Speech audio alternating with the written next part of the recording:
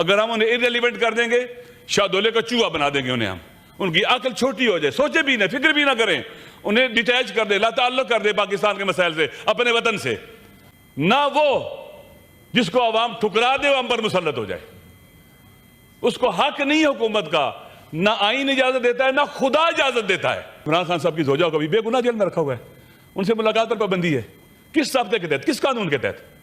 हम तो मुलाकात की बात नहीं करते, हम कहते हैं इन बेगुनाहों को आज़ाद किया जाए, रहा किया जाए, ताकि मुल्क के अंदर सियासी अदब जो इस्तेकाम है वो खत्म हो जाए।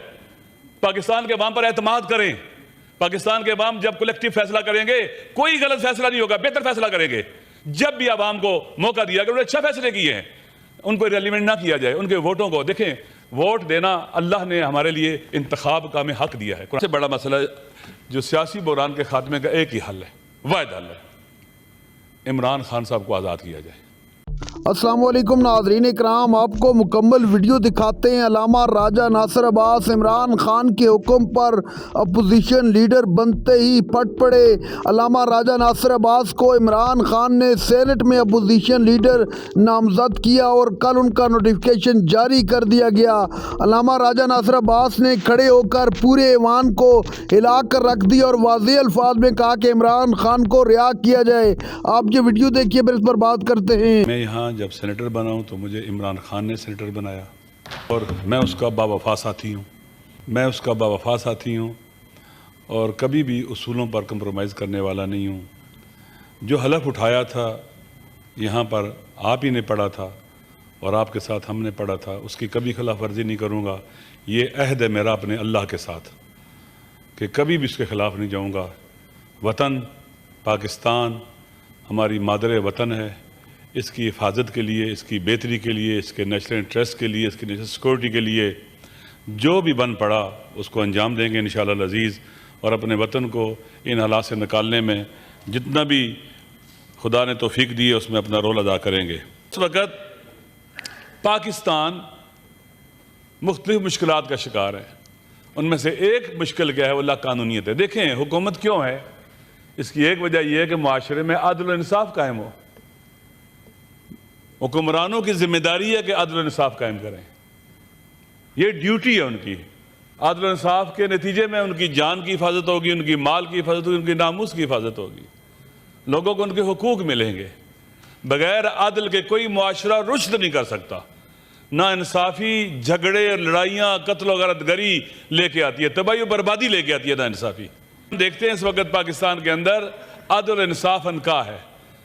हमारे इदारों का इस्तिकलाल, जो 3 मुस्तकिल इदारे थे, सुतून थे रियासत के, उनका इस्तिकलाल ख़त्म हो चुका हुआ है।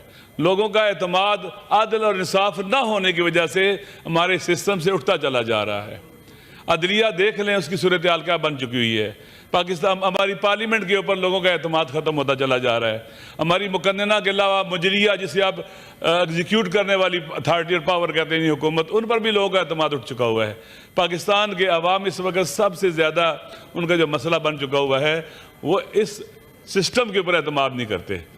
जब भी कोई हुकूमत, सिस्टम अपने अवाम का एतमाद खो बैठता है, उसकी सॉफ्ट पावर ख़त्म हो जाती है, नेशनल पावर भी ख़त्म हो जाती है।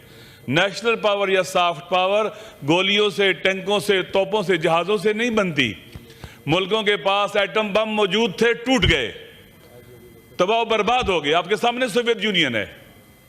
इसलिए बगैर आदल के, इंसाफ के और आइन की हुक्मरानी के, रूल ऑफ लॉ के बगैर लोगों को इकट्ठा रखना नामुमकिन है।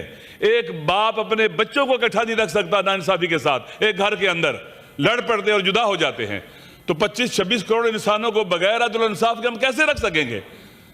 जिसका नतीजा क्या है, नाइंसाफियों का। हमारे सामने केपी के इस वक्त मौजूद है। लोगों की क्या सूरत हाल है? अभी मैं मौलाना साहब की तायद करता हूँ, चले गए हैं। ये नाइंसाफी नहीं है कि लोगों को घरों से उठा दिया जाए चंद दहशतगर्दों को तलाश करने के लिए। अगर आप उनसे मदद लेते तो शायद दहशतगर्द उस इलाके में आ ही ना सके। लोकल लोगों की सपोर्ट के बगैर, उनकी मदद के बगैर आप कैसे ख़त्म कर सकते हैं दहशतगर्दी को और अमन लेके आ सकते हैं? फिर जब तक इंसाफ नहीं देंगे लोगों को, कैसे अमन आएगा? इसलिए इसी तरह से मैं इंशाल्लाह बाद वाले दिनों में बात करूंगा। हम सब की जिम्मेदारी है, इस ऐवान की जिम्मेदारी है कि हम आदल के नफाज के लिए उठें। सबसे पहला यह है कि एक सियासी जो इस वक्त हमारे अंदर, मुल्क के अंदर बहरान है, उस बहरान का खात्मा नहीं होगा तो माशी मसाइल हल नहीं होंगे, अमन अमान के मसाइल भी हल नहीं होंगे, यकसुई पैदा नहीं होगी। सियासी बहरान कैसे पैदा हुआ है? 2024 को 8 फरवरी को जो हुआ, उसके बाद मुल्क के अंदर सियासी बहरान और अनरेस्ट पैदा हुआ जो आज तक जारी है। चेयरमैन साहब, मैंने अभी पंजाब का सफ़र किया, इंटीरियर सिंध में भी गया हूँ, कराची भी गया हूँ। आप यकीन करें, हम इस्लामाबाद से जब निकले गाड़ियों में लाहौर की तरफ, हमारे साथ लोगों की गाड़ियों को तोड़ा गया। ये कौन सा कानून है?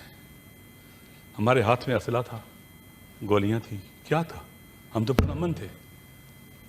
किसी ने किसी से पूछा क्यों लोगों को मारा और के सर फाड़े आपने? कहेंगे कि आप बंदे ले गए, कौन है? अपनी आंखों से हमने देखा, हम गवाह हैं, यानी शायद हैं।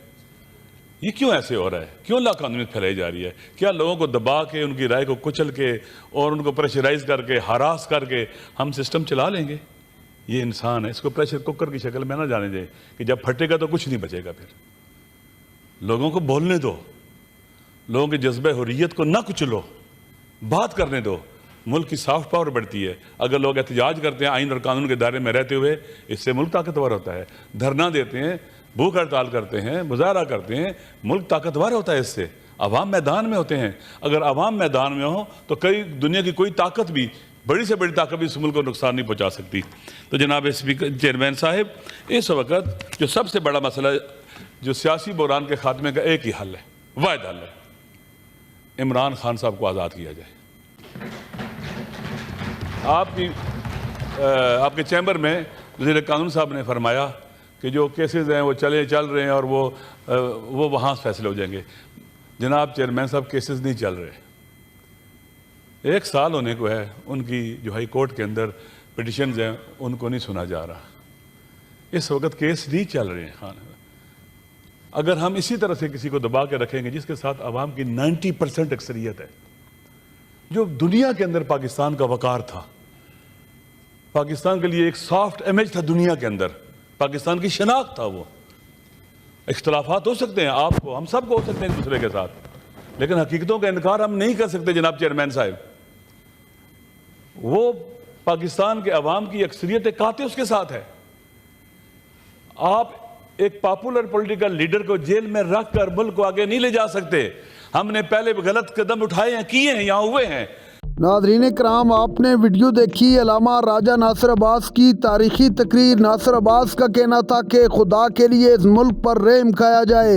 इमरान खान को इस अवाम ने इलेक्ट किया है, इमरान खान को हक़ नुमाइंदगी इस अवाम ने दिया है। आप होते कौन है उससे ये हक़ नुमाइंदगी छीनने वाले? अगर आप अवाम को दबाने की कोशिश करेंगे तो अवाम आपके ख़िलाफ़ भरपूर आवाज़ बन के खड़ी हो जाएगी।